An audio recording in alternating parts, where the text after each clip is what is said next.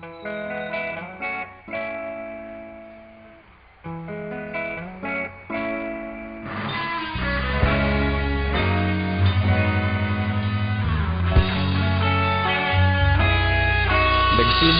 ang lahat sa eskwela, nagsama-samang 12 sa kalokohan at sa tuksuhan, hindi maawat sa isa't isa.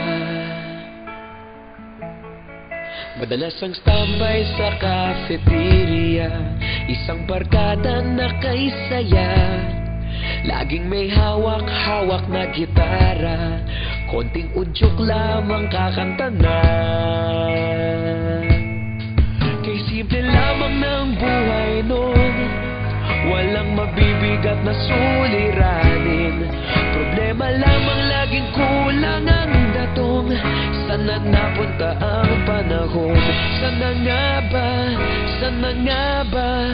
Sana napunta ang panahon? Sana nga ba? Sana nga ba? Sana napunta ang panahon? Sa unang ligaw kayo'y magkasama, magkasabwat sa pambobola. Walang sikreto kayong tinatago, okay sarap ng samahang barkada. Nagkawatakan na sa kolehiyo, kanya-kanya na ang lakaran. Kahit minsanan na lang kung magkita, pagkakaibigay hindi nawala. At kung saan na napadpad ang ilan, sa dating eskwela meron ding naiwan.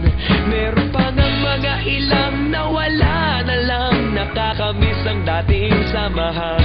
Sana nga ba? Sana nga ba? Sana nga bang barkada ngayon? Sana nga ba? Sana nga ba? Sana nga bang barkada ngayon?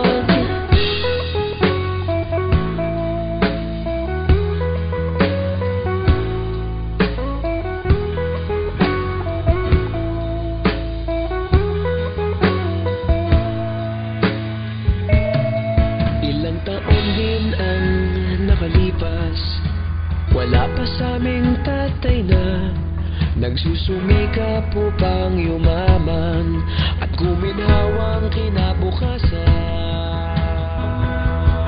Paminsan-minsan kami nagkikita, mga naiwan at natira. At gaya nung araw namin sa eskwela, pag magkasama'y nagwawala.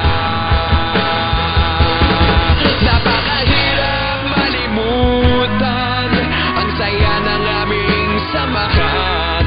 Kahit lumipas ng ilang taon, magkabarkada pa rin ngayon.